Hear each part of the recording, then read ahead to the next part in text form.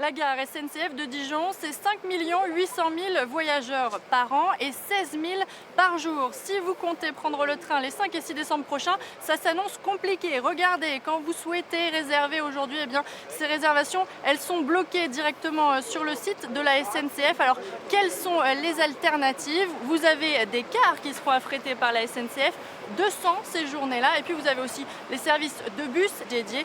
Qu'en est-il pour leurs réservations? Eh bien, on les a appelés.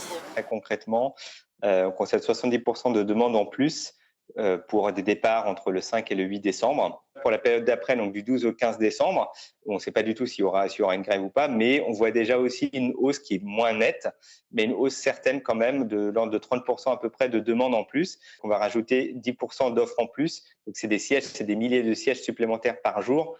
Si vous préférez opter pour le covoiturage, vous avez différentes offres et différents prix actuellement en ligne pour les 5 et 6 décembre.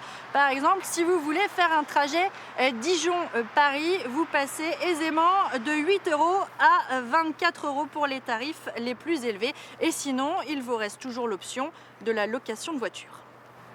S'il y a quelque chose à dire, il faut réserver le plus tôt possible pour être sûr d'avoir un véhicule. Parce que comme on a des parcs qui ne sont pas extensibles, automatiquement, si on a des réservations qui tombent la veille pour le lendemain, il y a une chance sur deux, vu le contexte, qu'on n'ait pas de véhicule. Et n'oubliez pas que ce mouvement est reconductible, alors prévoyez des plans B à vos plans B.